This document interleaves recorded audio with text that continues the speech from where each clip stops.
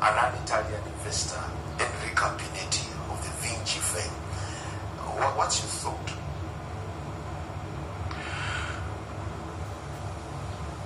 You know, this regime survives on two things. One, fear. Two, renting political support. And the cost of rent is getting higher and higher. Every passing election, the money which was pumped, for example, in the 2021 election was huge.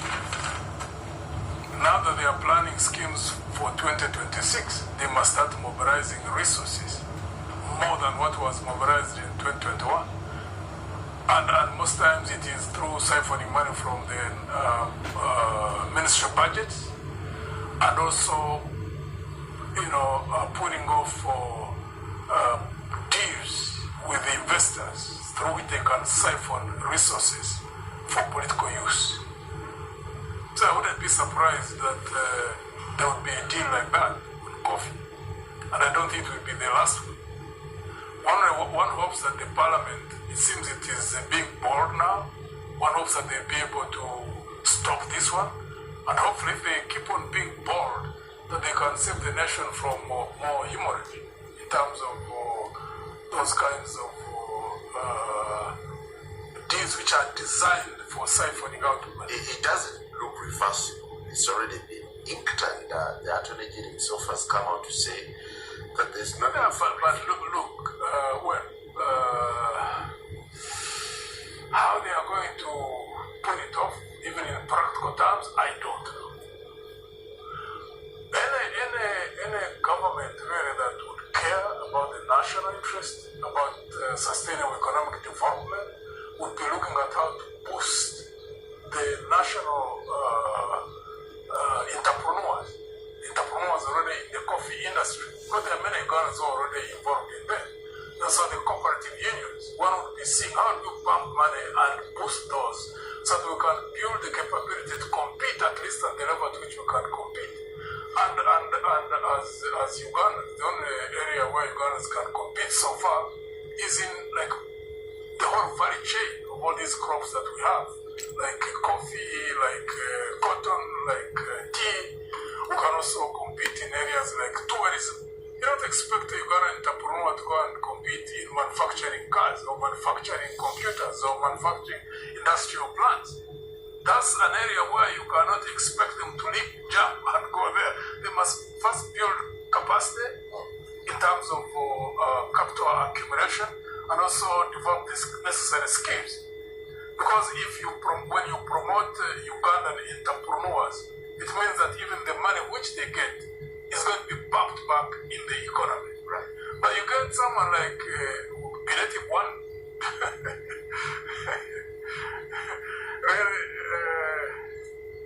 We have a crisis in this country, and you can't blame General Museveni, because General Museveni looks at us as Ugandans, looks at the middle class, looks at those members of parliament, and believes that he can pull off anything. And to a large extent, he's been proven right a number of times, because you cannot get someone who has just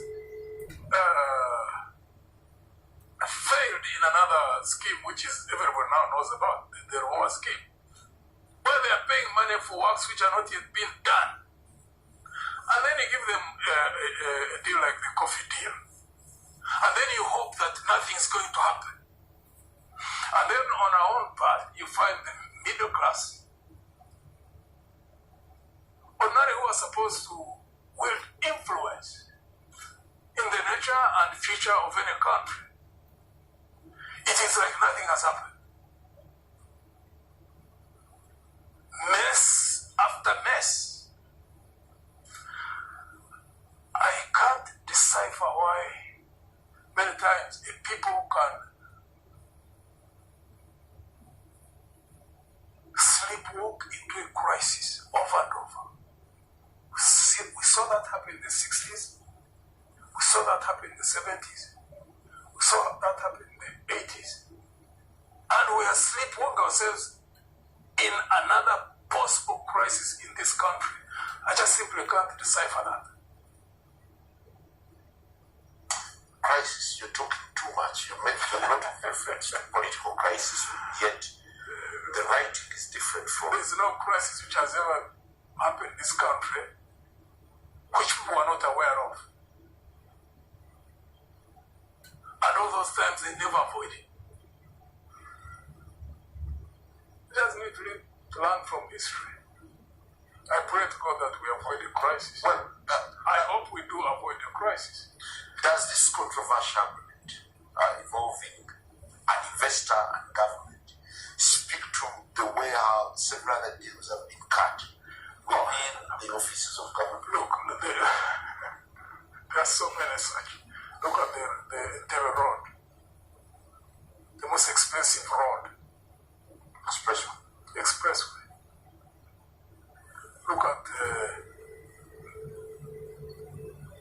law, which is still fresh. Now they're asking for certificates of completion. They're not available. But payments have already been made. And the minister had the guts to come and ask for more money in the budget. That's the middle class we're talking about. People who care only for today, they don't look at tomorrow. That's at the core of the potential crisis that we will walk ourselves into. Because many of these people are just simply looking at how do they get money and feed their families and do this and do that.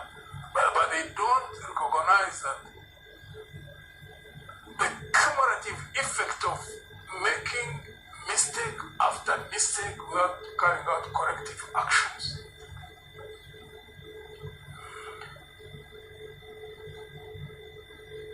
And we really need, I really pray to God that we get through a change process in a stable way, so that in a group which takes power can start therefrom, but from a position of stability.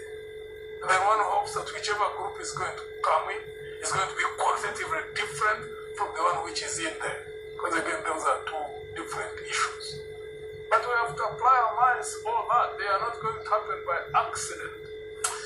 Well, we're almost getting out of here, but lately I'm quite intrigued by the silence of political players from the opposition aisle. Do you imagine that the struggle is hitting a dead end? No. To a great extent. No, you may not hear about,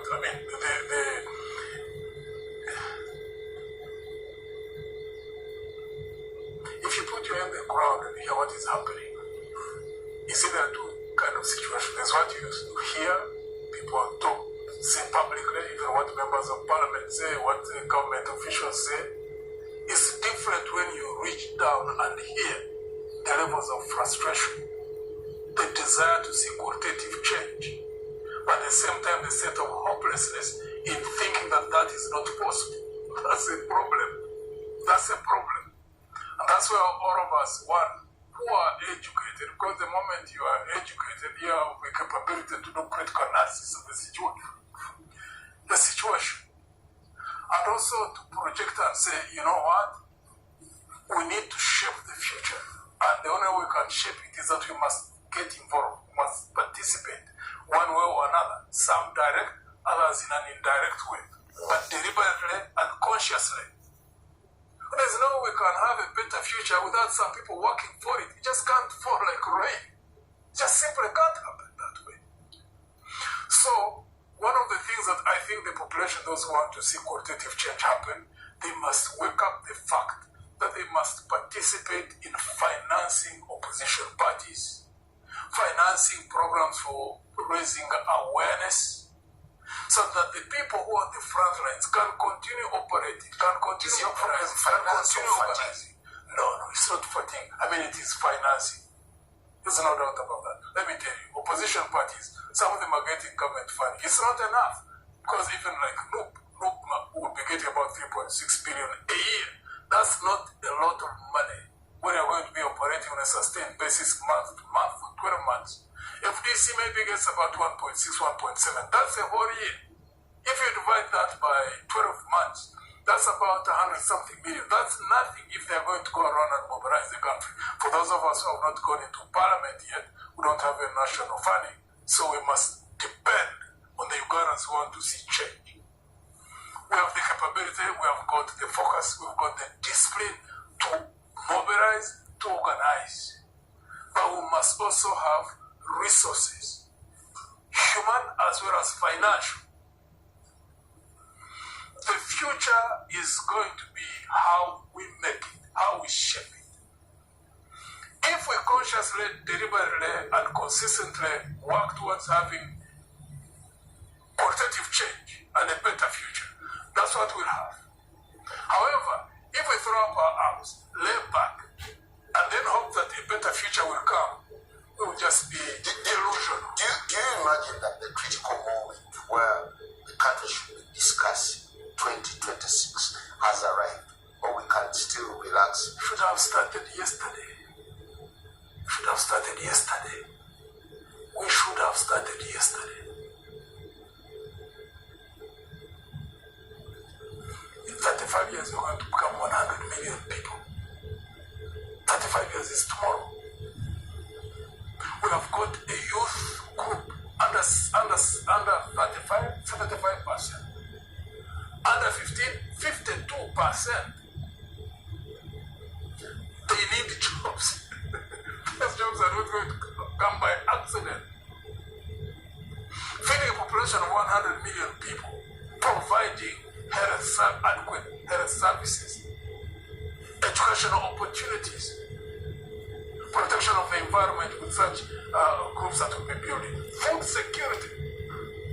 You think those things can just happen by accident? But what would ignite a serious political conversation about the future, given the those facts? Majority of Ugandans are educated. Who doesn't know those facts?